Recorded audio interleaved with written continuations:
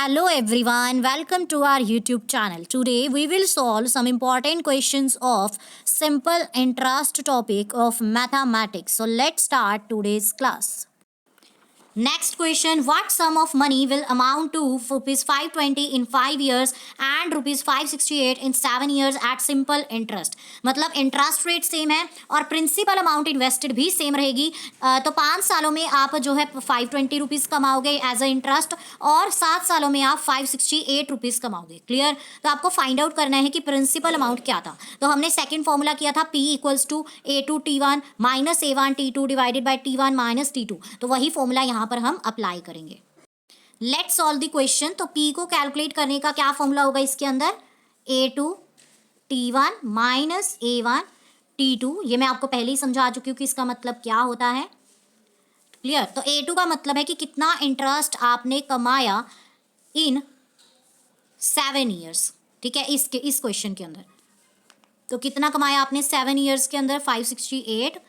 और T1 क्या था आपका? 5 ईयर्स माइनस A1 कितना था? 520, यानी कि 5 ईयर्स में आपने कितना इंटरेस्ट कमाया and into T2 7 years divided bye 5 minus 7। तो इसको सॉल्व कर लेंगे तो हमारा प्रिंसिपल अमाउंट कितना आ जाएगा? ₹400। सो ऑप्शन नंबर 1 इज करेक्ट।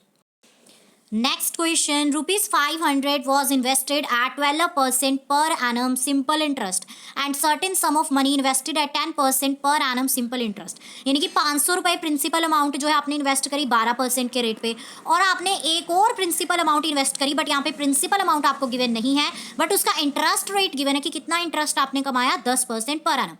तो उसने बताया है कि सम ऑफ इंटरेस्ट आपने टोटल में 4 सालों के अंदर कितना कमाया दोनों इन्वेस्टमेंट से? 480 रुपए। क्लियर? तो आपको बताना है कि जो लेटर आपने सम ऑफ मनी इन्वेस्ट करा उसका प्रिंसिपल अमाउंट कितना था, यानी कि 500 के बाद जो आपने सम ऑफ मनी इन्वेस्ट करा उसका प्रिंसिपल अमाउंट कितना था, ये हमें फाइंड आउट करना है।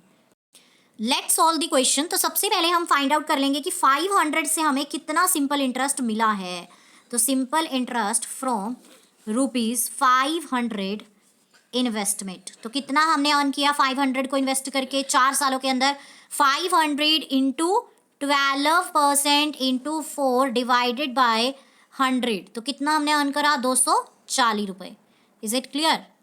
तो लेट्स सपोज कि हमने जो लेटर प्रिंसिपल अमाउंट इन्वेस्ट करा था वो X है। तो let latter sum of money invested BX। So हमें क्वेश्चन के अंदर गिवन है कि टोटल इंटरेस्ट उसने दोनों इन्वेस्टमेंट से कितना कमाया। क्लियर? टोटल इंटरेस्ट गिवन है 480 रुपये। क्लियर? तो टोटल इंटरेस्ट कितना गिवन है? 480 रुपये। So total interest, total simple interest equals to ₹480। तो interest earned from X amount of money कितना होगा?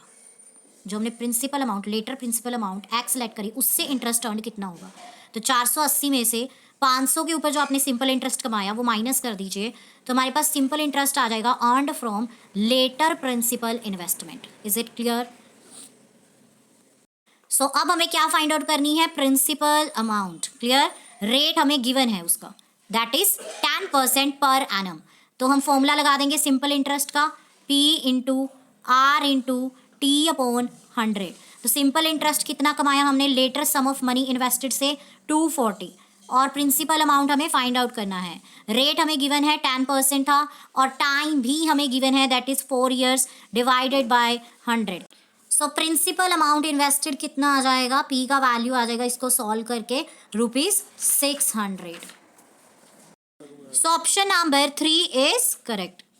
Next question, a money lender finds that due to fall in annual rate of interest 8% to 734%।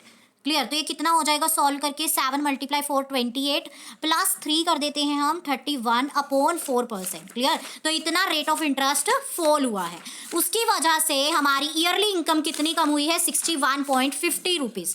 ठीक है, तो हमें बताना है कि हमने कितनी कैपिटल इन्वेस्ट करी थी बिगिनिंग के अंदर। In this question fall in interest rate is given. Fall in interest rate is given, that is 8% to 734%. तो इन दोनों को माइनस कर दो तो कितना फॉल इन इंटरेस्ट रेट हुआ है ये हमें पता चल जाएगा. तो दोनों को माइनस कर देंगे हम तो कितना आ जाएगा 32 माइनस 31/4%. तो सॉल्व कर लेंगे इसको तो कितना आ जाएगा 1%/4. क्लियर. अब फॉल इन इनकम कितना हुआ है. Fall in income is given to you. Fall in income equals to ₹61.50. यानी कि हमारी इनकम में कितना फॉल हो रहा है 61.50. क्लियर. बट हमें क्या फाइंड आउट करना है कैपिटल इन्वेस्टेड. तो उसको लेट कर लीजिए. Let capital invested that is x. Clear. तो अगर हम कैपिटल के ऊपर इंटरेस्ट रेट लगाएंगे that is fall in interest rate लगाएंगे तो हमारी फॉल इन इनकम आती है 61.50. तो इससे हम कैपिटल इन्वेस्टेड फाइंड आउट कर सकते हैं कि कितनी कैपिटल इन्वेस्ट करी गई है. तो कैपिटल इन्वेस्टेड आ जाएगी 24,600. Clear. So option number C is correct. Next question. A lends rupees 2,500 to B and a certain sum to C at the same time at 7% annual simple interest. तो A ने B को कितना पैसा उधार पे दिया 2500 रुपये और C को कितना दिया ये हमें बताया नहीं गया बट सेम इंटरेस्ट पे दिया गया है. इंटरेस्ट रेट पे दिया गया है दैट इज 7%.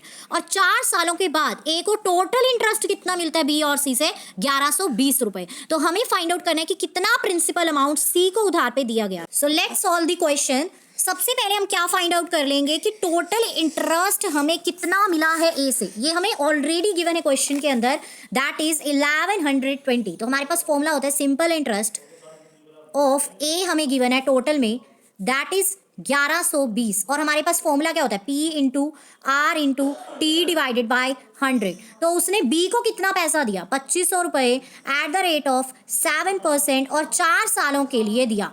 प्लस C को कितना दिया C को हम लेट कर लेंगे X प्रिंसिपल अमाउंट दिया इनटू कितना परसेंट 7% 4 सालों के लिए दिया डिवाइडेड बाय 100. तो इसको सॉल्व कर लेंगे तो हमारे पास X की वैल्यू आ जाएगी. क्लियर. तो इसको सॉल्व करेंगे तो हमारे पास क्या आ जाएगा 2500 into 28 divided by 100 plus 28x divided by 100 equals to 1120. तो X की वैल्यू हमारे पास आ जाएगी 1500. सो option number 4 is correct. So guys, we have completed some important questions of simple interest. If you like our video content, then please like, share and subscribe our YouTube channel. One request to all of you, please help me to reach 1K subscribers and support to me. Thank you.